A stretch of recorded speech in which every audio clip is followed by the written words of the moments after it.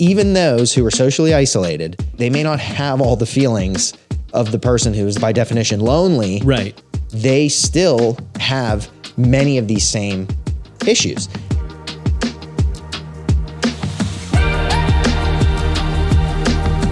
This is Generation Health. Each week, we bring you the latest in news, cutting-edge research, and time-tested best practices, helping you live a longer, healthier life. Mr. Dante DiMatteo, PharmD, Certified Strength and Conditioning Specialist, you are sitting across from me, sir. See how I changed that up? Getting crazy here toward the end of the year. Yeah, that was really different. Yeah. And Josiah, engineer extraordinaire, running third mic. How you doing, my friend? Horrible. I'm so sorry. Just kidding. It's okay. This is a safe place. I just wanted to see what would happen. But no, I'm doing okay. I'm doing good. All right. My name is Tyler Andrews. What are we talking about, Dante? Well, most importantly, there is a new Andre 3000 album, strictly flute instrumentals. So that would be the biggest thing that I want to make sure people are aware of. Yeah. Beyond that, we're going to be talking about loneliness. Which we might all be if anybody goes and listens to that record, because potentially it's a unique piece of music. Yeah, it can shift you more towards reflection. Reflection and solitude as opposed to loneliness. Not that we're making a joke of any of this. Loneliness is serious, but the Andre 3000 album is also serious. So, is it? It is. Okay. All right, right. Josiah? You liked it. I haven't given it a good enough listen to understand. Oh, I don't know about that. But first, let's talk about what's happening behind the counter. Actually, this week, we got just a couple of quick follow-ups to stories that we have covered in other places. I mean, first of all, this one we've covered a dozen times. In November, Eli Lilly received approval from the FDA to market Zepbound, a once-weekly injectable to help overweight and obese patients to lose weight. And if that seems like something you've heard before, it's because you have. You see, back in 2017, Novo Nordisk created semaglutide, which was released as Ozempic, a once-weekly injectable to help type 2 diabetics treat their A1C. Because of how it works in the body, it also helped people to lose an extraordinary amount of weight. And so in 2022, the FDA approved Novo Nordisk to sell that same drug, semaglutide, under a different name, Wegovy, a once-weekly injectable to help people that are overweight and obese lose weight. Then in 2022, Eli Lilly got in on the fun with a new drug they created called tirzepatide. It's a once-weekly injectable helping people with type 2 diabetes to reduce their A1C. And now the FDA has approved that same drug under a new name and a super fun name to say, let's be honest, called Zepbound. A once-weekly injectable to help overweight and obese patients to lose weight. We've talked about these drugs a bunch, and obviously we're going to keep talking about them because this is a big deal. They're on. You don't often hear about headlines, see drugs in headlines, but this is all over the place. They are both effective and highly controversial for a lot of folks. Whether or not you should consider taking them, that is a conversation you need to have with your doctor. We are not giving advice here on this show for that sort of thing. We're just sharing the news, right? That's right. And in a follow-up to an episode just like last episode, the one before, about hormonal birth control, the FDA has approved Opill, a progestin-only daily hormonal birth control pill. And that won't be big news, except that they've approved it for over-the-counter sales. This is the first hormonal contraceptive available without a prescription. That means women will no longer have to establish care with a doctor, pay for office visits and copays and all that jazz. They can walk in and pick it up in any drugstore, just like Band-Aids or hydrogen peroxide or Alka-Seltzer or whatever else you might want. While this is a mini pill and it won't work for all women, about 40% still ovulate with the progestin-only pill, according to their publicity. For those that it does work for, this should make things much easier and cheaper. Are you guys, I guess you guys will have it in store when it's actually on shelves, right? Yeah, it's probably not going to be at least available to us from our wholesalers until 2024. But I would imagine it's something we'll look into because I am curious even as far as the costs to us and the cost to, patients and customers, that will be interesting, because even though access to contraceptives and contraceptive counseling and all that sort of thing, depending on the individual's demographic, their financial situation, socioeconomic status, all that kind of stuff. Yeah. I know that access varies a little bit. Sure. But there are laws, and the Affordable Care Act basically, guarantees coverage of these preventative services for women. So it's on one hand, it's good. You could argue that it's good that it's going to be available over the counter. A version that has less side effects, less to worry about, more accessible. You can skip the doctor's appointments and the whole gamut of those things. Yeah. But yeah, I assume that you're going to have to pay a certain amount of money to purchase it over the counter, versus if you had insurance, if you went to see your doctor, that would be covered under that legal umbrella. I didn't even think about that. So depending on the person, it may or may not actually be cheaper to buy it over the counter. Sure.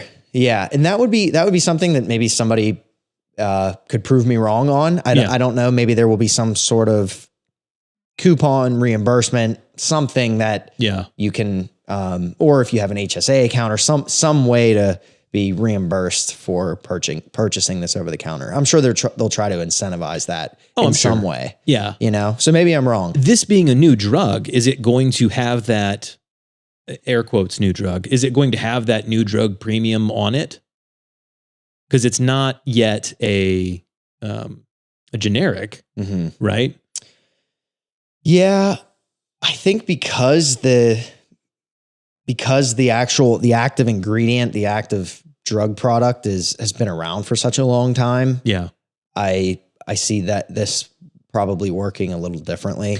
It's true. There's a lot of competition. It's not like they're the first on the market. They're just the first over the counter hormonal birth control. Mm-hmm. And with that said, factoring in the Affordable Care Act and those sorts of regulations over women's preventative services, right? Considering that, it wouldn't be in the best interest of those who developed O-Pill to charge $522 for an over-the-counter product. That makes sense. When theoretically somebody can get it for $0 if they follow the different steps to get it that way. So I assume it's going to be competitively priced. Makes a lot of sense. Yeah. All right. Good old. That's not a bad thing. No. So the mission of this show is to help people live longer and better. Of course, that usually means we're talking about supplements and pharmaceuticals and lifestyle and diet and exercise and all that jazz. And for good reason. That's our area of expertise. And by our, I mean, of course, mean yours, because nobody wants my opinion on anything. We try to stick to topics that we can offer concrete solutions to. So things that we go, here's your problem, here's what you need to do. This is not one of those.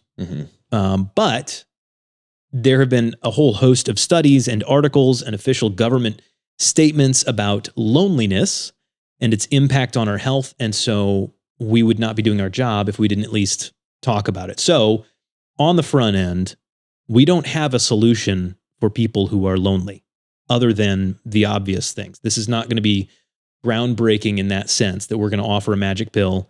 If you're lonely, all you need is probiotics. That's what I've heard. That's not the way it works. But we do need to talk about it. According to a new study from Pew, 8% of Americans say they have no close friendships, and another 7% say they have only one. Even before COVID-19, half of all U.S. adults reported experiencing measurable levels of loneliness. According to the CDC, loneliness and isolation have been linked to an increased risk of type 2 diabetes, depression and anxiety. That makes sense. Addiction, suicidality and self-harm, early death, heart disease, that would be a 29% increase. Stroke, that would be a 32% increase. Dementia, that would be a 50% increase. A 2021 online survey found that 61% of young adults and 51% of mothers with young children feel serious levels of loneliness. The CDC also found that 63% of young adults suffer significant symptoms of anxiety or depression. In 2022, the AMA declared loneliness a public health crisis, and this past summer, The U.S. Surgeon General released a general health advisory raising the alarm about this growing problem. It's a big deal. And that's the cut short version of all the stats I have that I was able to find without a whole lot of searching. There have been a lot of studies done about loneliness and how lonely and isolated everybody feels right now. It seems self-evident, but for the sake of these conversations and because when you're doing research, you have to define these things. What is loneliness in these clinical terms? It is a subjective, unwelcome feeling of lack or loss of companionship. It happens when there is a mismatch between the quantity and quality of social relationships that we have and those that we want. So that's the part that I think should and will resonate most with the listener. The mismatch between the quantity and quality of social relationships. Yeah. So it's what you want versus what you actually have. Mm-hmm. And so it can be different for everybody. Exactly. If you're a hyper extrovert like me, then if you don't have at least 30 very close friends, you feel isolated. And if, I have a friend that's a complete introvert and she has like one or two close friends, and she is perfectly happy with that. She doesn't feel like she needs any more than that. So she's fine, but that's not normal. It's, it is all subjective. Right. Right. And with some of that nuance is that people who you often wouldn't, I know this is kind of what you're saying, but there are people who you wouldn't think, there's no way that person can be lonely or experience feelings of loneliness. Right. There's no way. Every time I see them, they're with a new group of friends. They live in a great neighborhood. They work for a huge company. There's no way. Right. But it doesn't quite work that way. Right. Because it's not about, this is a big point. There's a difference between being alone and being lonely. Mm-hmm. That just because you're alone doesn't mean you're lonely. And just because you're not alone, you can be completely surrounded by people, family, friends. The holidays are a perfect example of this. There are people who are surrounded by family and friends and yet are still going to feel totally isolated because they don't feel like anybody understands them or what have you. Yeah. Yeah. Yeah. And as an aside, that definition that I read, it's from the Campaign to End Loneliness out of the UK. Wow. And so just as an example, you have an entire country taking this very seriously. There's a minister of loneliness in the United Kingdom. What a horrible job. I was going to say, what a title. Jeez. Yeah. Yeah. The point is that it's, I think what we're doing is we're talking, being on this platform, it's a balance of public health messaging and also talking about individual situations, talking about practical things that you can do. But the point is, this is something that has to, like the obesogenic environment, the challenging food environment that we're in. Yeah. There's a lot of things that we can do and should be doing and should be trying to do on an individual level, but there's often a top-down sort of policy shift or things that have to occur, medications that are formulated and such. So this is a big issue. I can see why a country would be incentivized to, sort of get behind a big messaging board like this. Yeah. It was, and especially after lockdown and COVID-19 and kind of that enforced isolation that we all kind of went through. I think I know personally, I had my family and that was great, but I'm a hypersocial person. And so within a week I was feeling itchy. Like, where is everybody? I need to talk to some people. And I spent a not small amount of money to buy a game so that I could be online with my friends and we could all play a board game digitally because I desperately needed some sort of connection. And it's a little, it feels embarrassing to say that I needed that quickly, that what's wrong with me that I can't be alone for just a little while, but it's true. I mean, I felt it quickly, and I know I'm not alone in that. I mean, that's me. I felt deeply alone during lockdown. I'm sure there were plenty of people who didn't experience it that way. So let me take it out of that.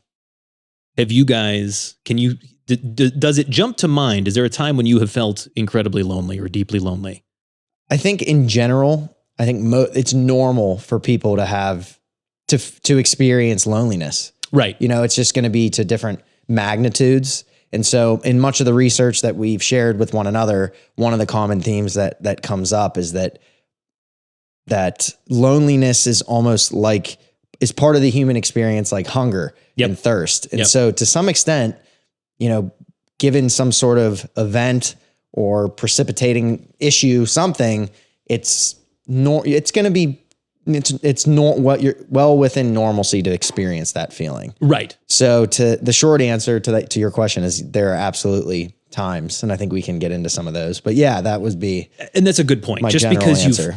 because you have been lonely doesn't mean you're at a 50% greater risk of dementia. Mm-hmm. That's not what we're talking about. Yeah, I think where it becomes a little bit more of a burden is when the loneliness continues and it almost turns into like an oppression. You're under the weight of this, and I see this quite a lot with pastoring and talking with people and just being available for people.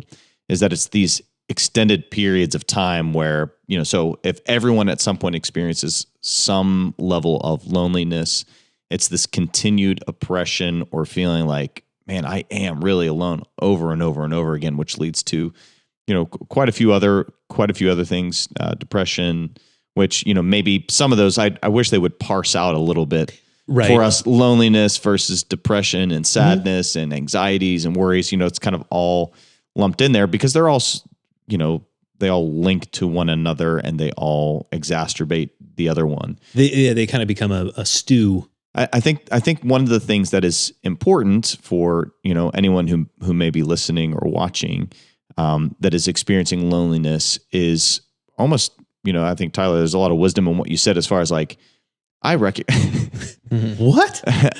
I recognize that I needed this. My personality is very extroverted, and I think there's so many people who don't really know their tendencies or their personality types, or there's several personality tests and types that you can find on Myers-Briggs, Enneagram. Different levels of leadership can have like a DISC test. Mm-hmm. So there's several things.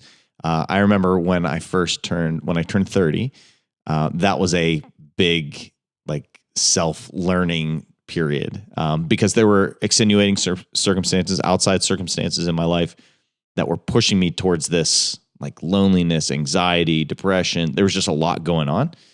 And I remember doing well, why am I feeling this way? Right. Let me take, and I'm sure we'll talk about this a little bit more, but let me take inventory of my feeling. Let me write down exactly why I'm feeling this way. Am I lonely because I'm frustrated with a relationship that has then separated me and isolated me?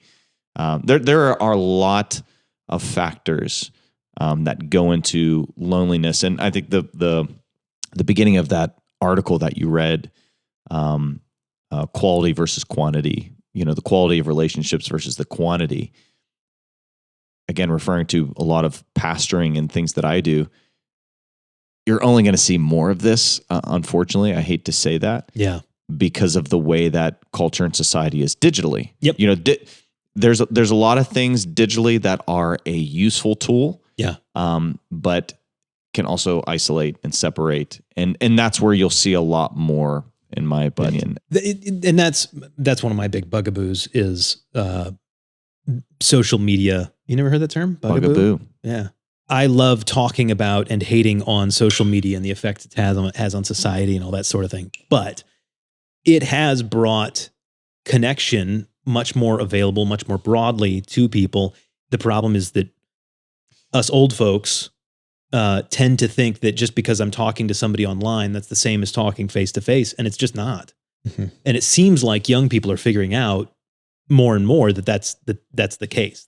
And it's not worth their emotional well-being. Right. So the same is true where it's I have instant access to these friendships or these groups. I can check in and see what they're doing. And also I can check in and see what they're doing and they didn't invite me. And I'm not involved. And now I'm there and not there. And it's just, I think, for younger people, it's just not worth, they're valuing, again, they're taking inventory. They're feeling, why am I feeling this way? okay, this is a trigger for me. I'm seeing everybody out on so it's just not worth it for me to be on social media. And you know, there are times where I intentionally like mute people on social media, unfollow, or I just myself personally get off. But again, get off of social media. But again, I'm sure we'll talk about that quite a bit. We can. Dante's laughing. What's up, Dante? No, there was an excerpt from one of the editorials from the Lancet that we discussed, and I think it encapsulates a little bit of what we're saying here as well. Quote unquote, perhaps what is needed is a recognition of loneliness as a product of how societies and the world around us are constructed. What Fang and Astel-Burt term lonely-genic environments. Our physical surroundings, dictated by urban planning, can deter social connection if they do not enable interactions and engagement.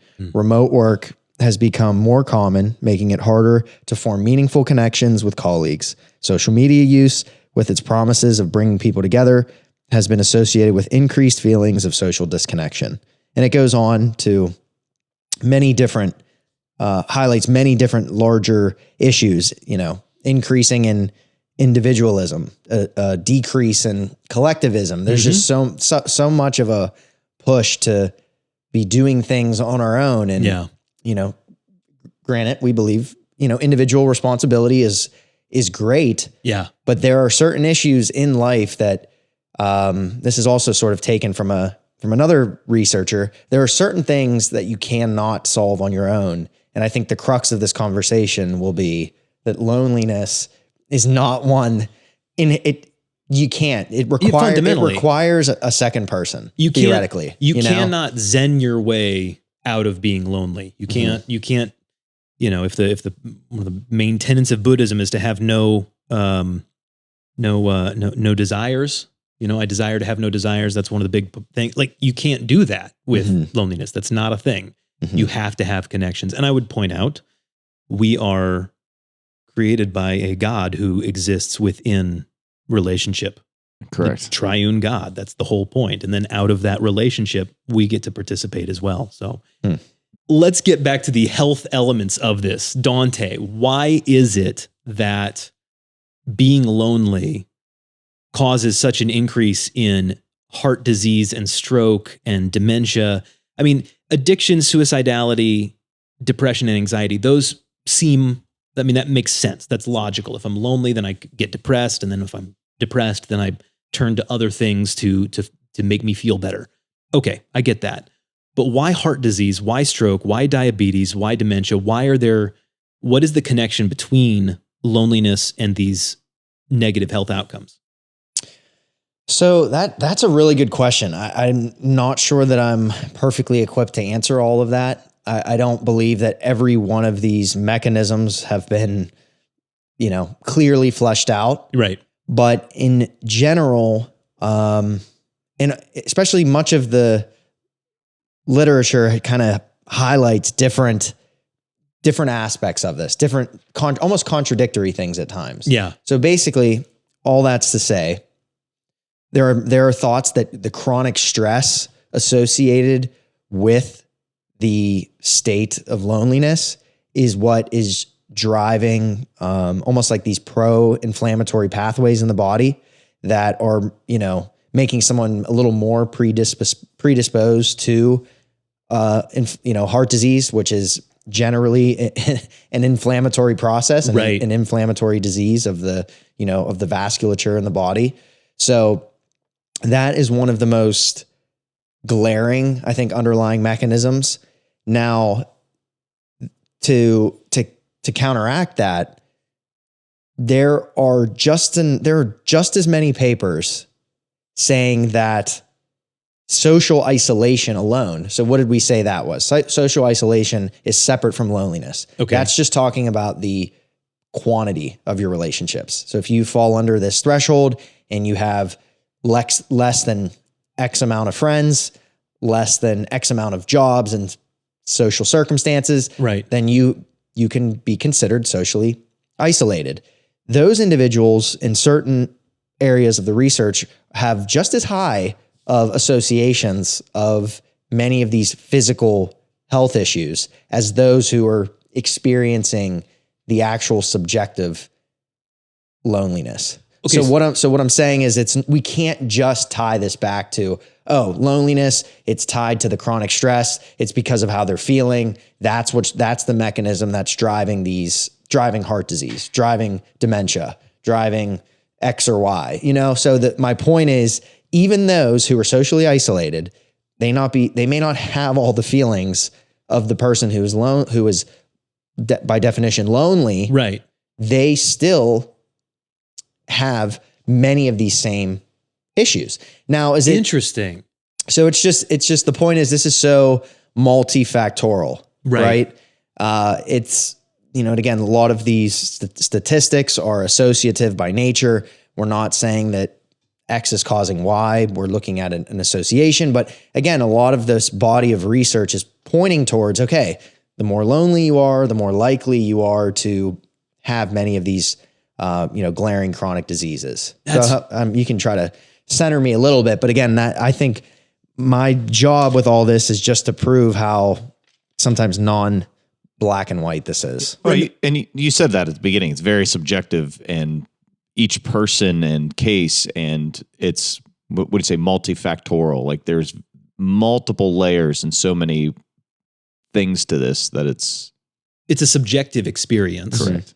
But what you were saying, if I understood correctly, is that regardless of your experience, people who are isolated, so even somebody who doesn't feel they need emotional connections, the lighthouse keeper who's totally happy being out on the island alone for 6 months, those people still suffer many of these same physical side effects, physical consequences. Mm-hmm.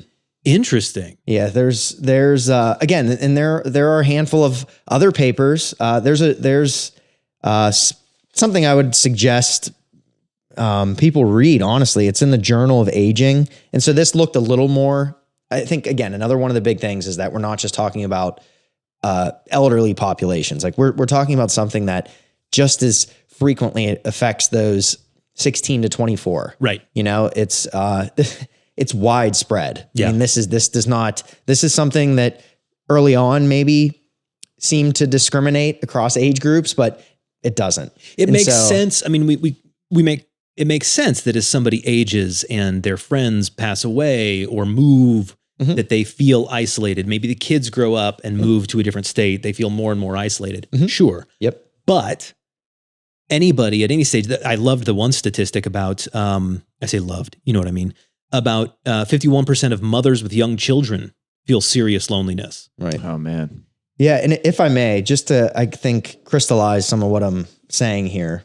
This was in the Journal of Aging. It essentially served as a review of much of this, much of the literature trying to pinpoint mechanisms by which loneliness is causing or being associated with so many issues. So there was one particular study. On the other hand, many investigators have found social isolation itself to be a risk factor for ill health.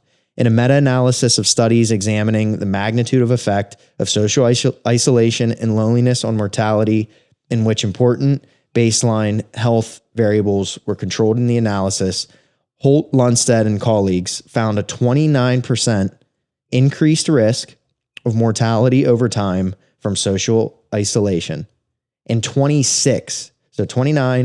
versus 26% increase in mortality risk from loneliness. Wow. So in that example, there was a slight increase in some of these, there was a slight increase in mortality risk in just those that were socially isolated. Now, baked in a lot of this, and what this journal also highlights, is that there are issues in the questionnaires and certainly how they figure out these sort of things. Because it's so subjective. Right. And it's not a perfect, we're not dealing with maybe a lab value. Right. For example. Yeah. Not saying that those are even perfect either. Even though they're saying measurable levels of loneliness and that sort of thing, it's still a subjective measurement. Yeah, what is the metric? Right. So the other point here was stress of loneliness would be a driving factor for ill health, yet aloneness seems to be at least as strong, if not a stronger influence on health. And did I understand correctly? So you said 26 and 29% increase of all-cause mortality. That's amazing and terrifying. Right. So, and these are a little bit cherry picked, I guess in the context of what we're saying, but I think initially when we were going to talk about this conversation, it was very much loneliness is going to be the focus. It makes intuitive sense that those who are feeling lonely, they're going to have some sort of increased underlying chronic stress that's driving all these potentially inflammatory processes. It makes sense. That's why we're dealing with all these issues. I think that's, again, our reductionist way of thinking about these things. Right. But I would be remiss not to say, we should not neglect focusing on also social isolation in and of itself. And I know we'll talk about things that we can do for other people and things you can do for yourself. But even though they try to separate these issues, it's very much important to focus on both. Yeah. So just the whole idea is still social connectedness is what's associated with the more positive benefits that we're looking for. And that's a good place to go with it. Is we're not trying to just be, negative about this whole thing and just be doom and gloom about it. The point is that being socially connected is really good for us. We're clearly social creatures. We're clearly meant to be living in relationship with each other. And when we do, all of these other things start to fall in line. Mm-hmm. So if different people experience loneliness different ways, or being alone different ways, for those that actually feel lonely, what is it that is preventing people from just going out and making friends? Like, I'm the weirdo that I make friends everywhere I go because I can't stop myself. If you sit next to me on a plane, there's about a 60% chance I'm going to strike up a conversation with you. So, and he sits on a plane every other week. So if you see, it's true. I met and you're an introvert, stay. I met the architect of the Pittsburgh airport, the remodel, this last time. It was really fun. He was a really cool guy. Wow. Anyway, hey Chris, I hope you're watching. But no, see, I have that's my solution. Thanks, Chris. If I feel lonely. Thanks, Chris. Thank you, Chris. Thanks for the airport, Chris. Thanks, Eric. This is so bad. Thanks, Eric. Thanks for sending your questions, Eric. Poor Eric's never going to email again. If I've got that solution, I just go make friends. And, we used to, in my group of friends, we used to joke that the only friends introverts have are extroverts because extroverts just adopt them. That I go out and go, you're going to be my friend now. And I'm going to force you to come along with me. Come on. What is it that stops other people from doing that? Why can't everybody be like me, Dante? Oh my goodness. That sounds terrible, but you know what I'm saying? Like, what is the issue here? Yeah. One of the big issues, this is not everybody's experience, but it seems like the loop of loneliness, and it's almost more of a ping pong match between loneliness and, experiences of social anxiety. So in the state of loneliness, within your right mind, you're thinking, all I need is more social connection. All I need are a handful of new friends, and this will be fine. Okay, you make the step, you go out and you reach out to a couple people you went to school with. Great. Next thing you know, all of the emotions and feelings of social anxiety begin to rear their head. Yeah. So you're questioning, did they like me? What did I say? What's happened? Your physical symptoms, sweating, whatever it is. Yeah. Causes the individual to then further pull back right back into the loneliness. And okay, I'm fine. I'm safe. Yeah. Once the safety wears off, now I feel alone. You fall back into loneliness again. And then you just kind of because you don't have you for whatever the reason is, which we kind of can't say, the coping mechanisms and the strategies are not there that you can kind of combat those things individually. So you just end up back and forth, which is, again, that's one example. Right. And I think in looking at the UK's campaign to end loneliness, they have a nice model not to go too far back, but even just looking at the model of what's causing loneliness. And so I don't want to gloss over, maybe how this process works. And this will sort of highlight, I guess, some of this cycle or back and forth that we're talking about now. So the predisposing factors most generally are the characteristics of the person, right? Characteristics of the situation and the cultural values and norms. And so there's all these inputs kind of at the outset that are maybe setting up the individual for this experience. Then, like we all do, we need or we desire social relationship. So we have that desire, and then we have the commensurate or maybe not actual social relationships that you have. Right. So again, what happens? Is there a mismatch here? And if you're a little bit mismatched to the downside and you're sensing some sort of lack, all it takes is some sort of precipitating event. Yeah. Further exacerbates the mismatch.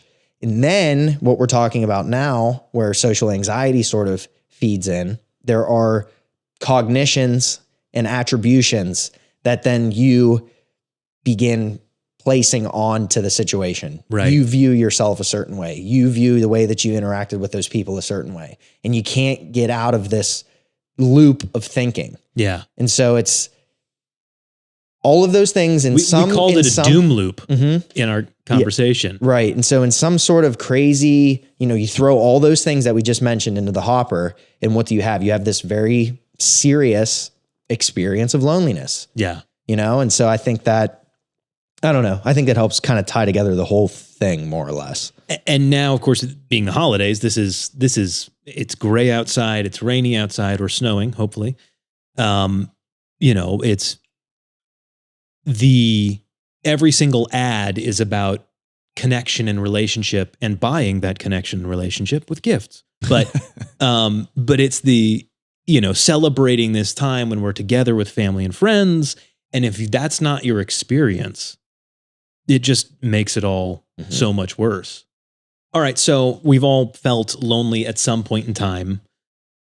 And if you want to give voice to what that time was for you, feel free. I mean, for me, it was COVID isolation. There have been other times as well, but what worked for you? And have there been any situations where you felt that and you were able to climb out of it? Yeah. Yeah. And I'm sure that there's somebody out there that had a much more, serious dealing with loneliness. Right. And again, loneliness is not necessarily a diagnosis. This is something that, like Josiah mentioned, is intertwined with different mental health issues. So in and of itself, it's that emotional experience. Dealing with loneliness makes you more likely to have depression. Right. Also, if you are depressed, you're more likely to be lonely. So sometimes it is kind of the chicken or the egg. And to isolate. Yes. Yeah. Yes. So with all that said, I think Josiah had a good example. I just turned 30.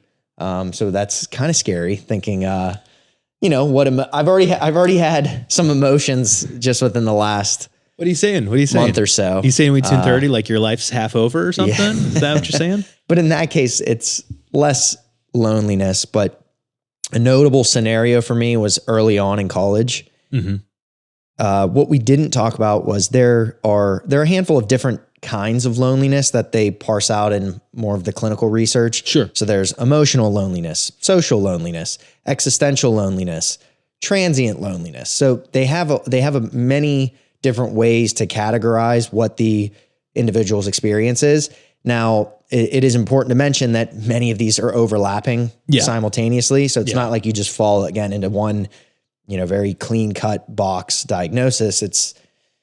It's a fluid process for many people. But in understanding different types of loneliness, it pulled me to the early college scenario where I was surrounded by tons of people. There was 50 other guys on my floor. I was living with my best friend. Shout out Swaggy, my roommate. We grew up together, and as an aside, he's the one that helped kind of, whether he realized it or not, pull me out of that sort of loneliness. But again, you're surrounded by 50 guys, you're meeting all these new people. Yeah. There's no shortage of people. It's a massive thing. But all of a sudden I felt this disconnectedness of how could I possibly have met all these new people, but I feel like I'm not clicking with anyone. Everyone has a different mindset than me. This is new. This is weird. I would feel better if I was home, or feel better anywhere else. Yeah. And so that almost, was it existential loneliness? Was it social loneliness? I think in looking at those categories, I felt less of the emotional sense of it, but more of the detachment. Yeah. Of that there's nothing that I'm talking to or nothing that I'm seeing right now at 18, starting college, that I'm feeling those deep, meaningful connections with. If it wasn't for Nick, I could have possibly moved home. Yeah. And I know that, and again, that further highlights it. Maybe it wasn't just loneliness. It was a lot. It's a lot of things. You're under new stress. You're learning to study for harder exams. There's a lot at play, but I just remember that explicit. There's so many people around me, and quite frankly, I'm not connecting with any of this. No, that makes sense. You left an environment where, you're with your family. They literally have known you your entire life. You are known and understood, even though, of course, as teenagers, we don't feel like we're understood at all.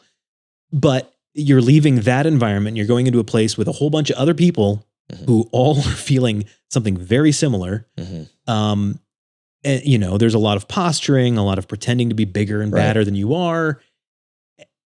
And you're experiencing all of that new stress of school and life. And, I'm out of mustard. Why didn't mom buy? Oh yeah, mom doesn't buy mustard. I buy mustard. It's all those things piled on top of each other. It makes sense. Yep. And there's no way that if you don't think it through, you're not going to pick the guy living in the dorm, living his best life with his best friend, as the one to feel lonely. Exactly. Yeah. I mean, it's,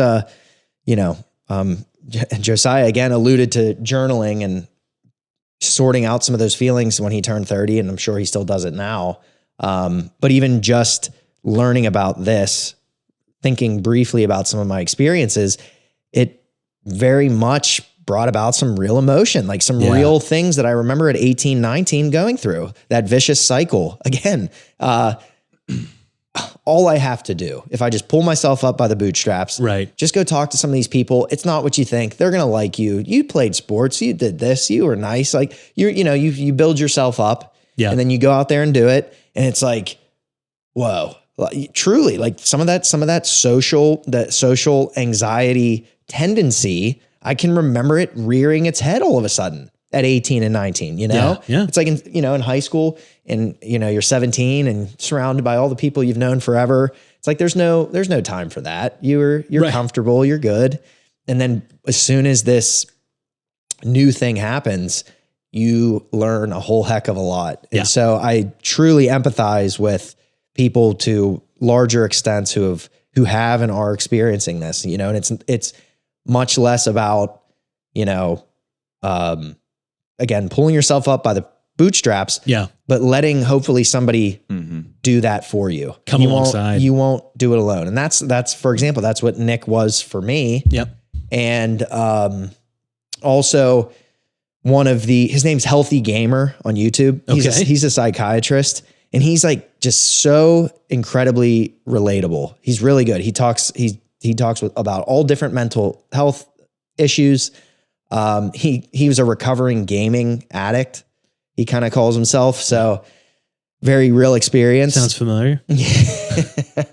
And he sort of helped further highlight the idea of loneliness. You can't solve it by yourself. It requires two or more people. And so what's the easiest thing you can do to solve your loneliness? Let's say you have to reach out to somebody else, not for the sake of finding yourself a new friend, but what if that person is also lonely? There is always somebody worse off than you. Somebody that needs your help. Do it for the sake of the other person and see what sort of momentum builds. And I think that's a great place for us to kind of tie a bow on this thing. obviously you should get professional help. If you are feeling depressed, if you're feeling anxious, if you're feeling deeply lonely, get professional help. Talk to a therapist, talk to a pastor, talk to somebody who knows what they're doing in that area. But also for those of us who maybe we felt lonely or are feeling lonely and we're not quite in that doom loop space yet, or even if we're feeling great, the best thing we can do is to reach out to somebody else and try to bring some. It's not hard for me to close my eyes and think for 5 seconds about who do I know that might be lonely and not saying anything. And I immediately have 2 people in the forefront of my mind. And it is not hard for me to reach out to those people and say, hey, what are you doing on Tuesday? Come over. Let's hang out. Can I buy you lunch? Or to throw it out. This is manipulation, and I'm sorry, but I do it anyway. It's for your own good. To reach out to somebody and go, hey man, I really need somebody that I think might be lonely, to say, hey, I need your help. Can you help me? I'm dealing with this thing. Please help me. Let's go get coffee. Yeah. Let's go get lunch. I need to go to the gym. I need you to help me go to the gym. Something like that. It seems to work that people respond well because they're given the opportunity for them to be helpful and not feel like a charity case. Mm-hmm. That's my own little manipulative thing. Sorry, guys. In all of this, that idea was truly the most profound for me, for sure. I would say. Well, good. I'm glad I could help you out, Dante. Josiah. Yes. What thoughts do you have? A lot. Yeah. Like I said, I encounter this a lot with people. And so like when you ask people to get professional help, I couldn't agree more. Whether it's therapist, counselor, pastor. And let me just say, on behalf of all of us, what a privilege it is to be invited into these situations and circumstances for people. This is and as a pastor, I'm a huge empath. I'm very empathetic towards people, almost to a fault. And empath, does it mean you read people's minds? Empathetic. Oh, right. Okay. Sorry. But as someone who is very empathetic towards people, almost to a fault, where I almost bear burdens, a lot of times and carry a lot of that. It always just is a privilege and an honor to be invited into people's situations like this. And I think, Dante, you hit on it a little bit. And I guess my encouragement would be, when we talk about these exacerbated situations and we talk about the doom loop and the ping pong of social anxieties and then loneliness and then depression and then all of these other circumstances, is just all wrapped up in a lot of shame. Yeah. And especially when you are trying to, pull yourself out, and you can't do it on your own. Well, why can't I do this on my own? Like, what a loser. I can't believe. And then even, like I said, Dante, I think you touched on it quite a bit. Like when you said, when you're talking about some of your experience in college, you said, I know other people probably have more serious things. No, if it was that for you, then like, absolutely. Like this is legitimate. And this was something that caused you a lot of loneliness and trouble. And so for a lot of people, it might be that same way where there's a shame, like, oh, well, other people are going through a lot worse things. And so I can't, I just kind of need to bury this down deep. Yeah. And a lot of times when our self-image is shot is where that a lot of shame and loneliness can kind of loom over us. And so my thoughts, biblically or scripturally is, and I brought, Joe Senior's book here, the Psalms, the life of David. I know I've talked about it before, but Senior was big into the life of David. He loved quoting Psalms and just some of the life of David. He went through many, many times of loneliness and depressions recorded all throughout the Psalms, his prayers, his crying out to God, or for someone to listen to him. So early on in his life, he was on the run. They were trying to kill him. People were trying to kill him. He was hiding. Later in his life, there was family turmoil. Like how many of around the holidays, this is us. There was political unrest. People were trying to usurp his throne. There was just a lot. Yeah. And many times David was fleeing away. He was running away. He was lonely. And Psalms 142 is a prayer of David And he's just kind of like crying out. Verse 1 says, with my voice I cry out to the Lord. With my voice I plead for mercy to the Lord. I pour out my complaints before him. I tell my trouble before him. And so he's just going on to just get into the very depths with, he's got nothing left. We might call this rock bottom. All the shame is looming. All the guilt is looming. Why can't I get myself out of this? And we don't want to reach out to somebody because we want to put on this. And again, back to social media and this facade, we want to put on this, I've got everything together. I can do this. I can pull and how many programs are like that? If you follow these 5 steps, 10 steps, you can do this. You can't. Like you can't. You need somebody. You need help from the Lord or a friend that is there also. And so I think a lot of times, and where I appreciate David here in Psalm 142, is he's just very plainly saying, like, God, I'm pouring out my complaints before you. I'm telling all of my trouble before you. And so, like we spoke earlier, take an inventory of your thoughts, not holding back things, but just letting it all rip out, letting it all pour out. And Dante, your dad here, senior, he highlighted this section in put a bracket around this section, just put, wow. And it says this, it says, God longs to hear your words. Your honest and your forthright declaration is precisely what prayer is all about. It is a discipline that ignites incredible results.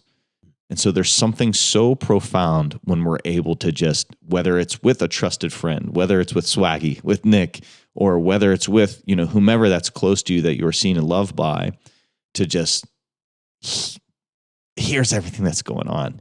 Here's the trouble that I'm in. Here's the anxieties that I'm feeling. And if you don't have that person, I would just encourage that you can pray to the Lord, just like David is doing here. You can lay those requests before him. He continues on, my spirit faints within me.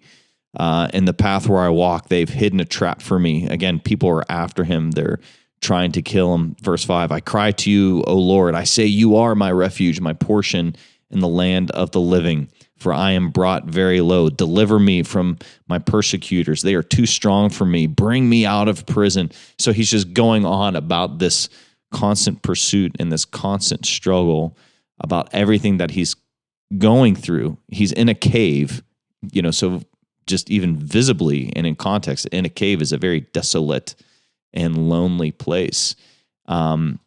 And no one is shaming David here. No one is saying like, man, you're crazy. Get it together. Yeah, what the heck is wrong with it? Pull yourself out of this thing.